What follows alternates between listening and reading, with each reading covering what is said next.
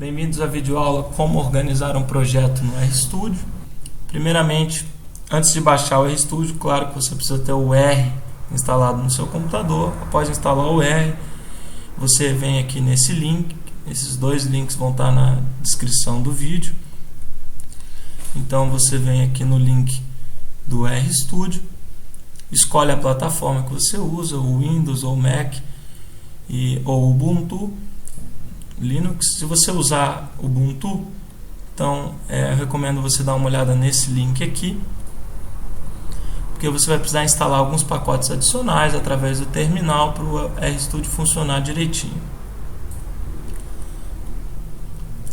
Depois de instalar então o RStudio no seu computador, a minha sugestão é que primeiro você crie a estrutura de diretórios no seu computador antes de criar o projeto no RStudio, tá? Então nós vamos aqui criar as pastas. Então vamos pôr aqui na área de trabalho, vamos criar a pasta exemplo projeto, tá? O nome que você der nessa pasta vai ser o nome do seu projeto do RStudio. Dentro dessa pasta eu sugiro criar 4 pastas, sendo a primeira dados, onde você vai armazenar as suas tabelas de dados. A segunda, figuras, onde você vai salvar as suas figuras. A terceira, R, onde você vai salvar os scripts do R. E a quarta, resultados, onde você vai salvar, por exemplo, tabelas estatísticas das análises que você fez. Então, após criar essa estrutura, vamos abrir aqui o RStudio, clicar aqui na abinha Novo Projeto. Então, em vez de novo diretório, nós vamos criar um projeto a partir de um diretório existente, porque nós já criamos a pasta. Então, você escolhe aquela pasta que você acabou de criar, no caso aqui é exemplo projeto, dá um choose. Quando você clicar criar projeto, você vai ver que as pastas que você criou dentro já estão aqui e o seu projeto está pronto para rodar. Então o próximo passo é salvar a tabela de dados na pasta do projeto. Então a gente vem aqui um exemplo de tabela de dados, no caso aqui é a frequência dominante de anuros e o tamanho dos sapos, tá? Então aqui a gente tem frequência dominante em Hz e tamanho em milímetro. São dados inventados só para o exemplo. O importante nessa etapa é que você não coloque nenhum espaço, nenhum acento, nenhum caractere especial no título, né? No nome das colunas. E também que, se for usar números com casa decimal, use sempre o ponto e não a vírgula, porque o R não lida bem com vírgulas.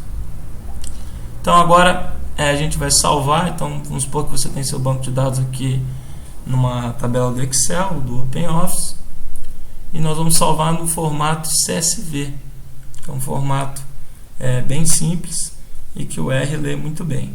Então a gente vem aqui, formato CSV, vamos escolher aqui salvar dentro da pasta dados, tá? E vamos dar esse nome aqui, dados underline sapos. Então clicar em salvar aqui.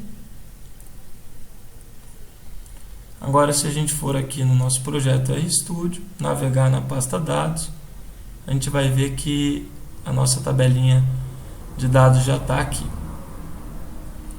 Então o próximo passo agora é realizar algumas análises. Então eu criei um script básico aqui, só para o exemplo, onde a gente vai fazer uma regressão linear com os dados que eu inventei.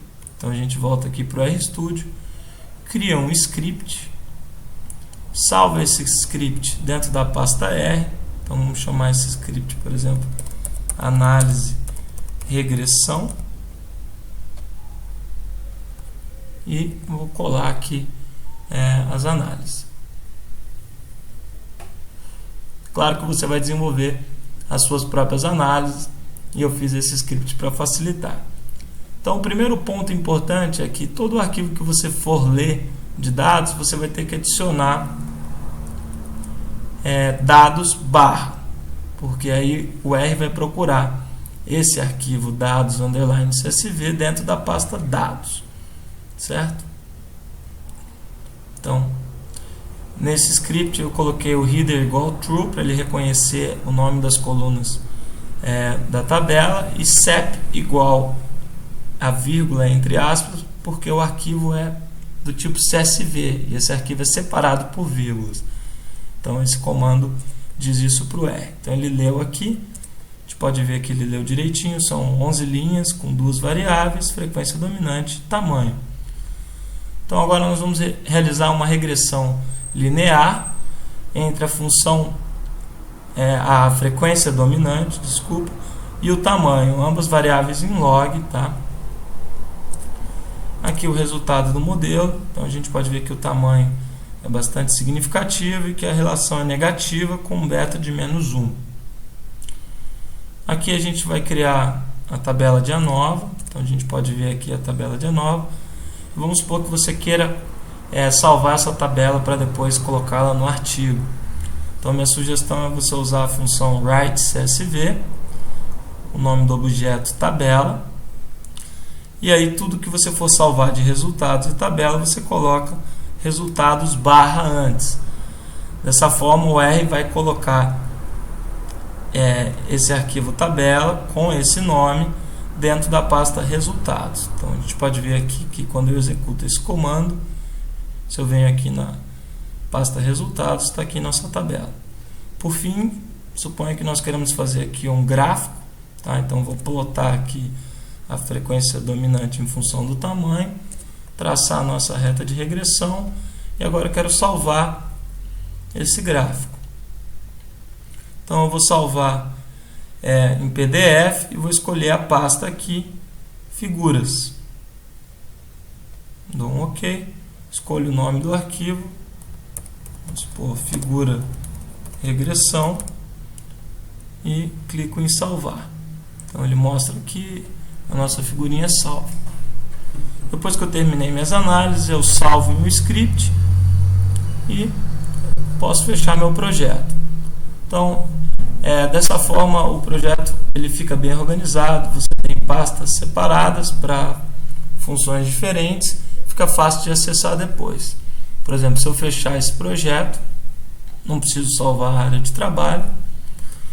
Vamos supor que depois de alguns dias eu queira entrar no projeto novamente. Eu abro a minha pasta exemplo e clico nesse link aqui. Ele já vai abrir o projeto do RStudio no estado em que eu deixei ele. Então, se eu quiser, por exemplo, acessar o script, eu entro dentro dessa pasta. Se eu quiser olhar as figuras que eu gerei, eu entro dentro da pasta figuras e assim por diante. Certo? Então é isso, pessoal. Obrigado por assistirem a aula. Essa aula está disponível no blog R Aprendiz. Por favor, se vocês tiverem alguma crítica ou sugestão, deixem um comentário. Se quiserem ver outros tutoriais, visitem aqui nosso blog. Tem alguns tutoriais básicos de R explicados passo a passo. Então, um grande abraço e até a próxima.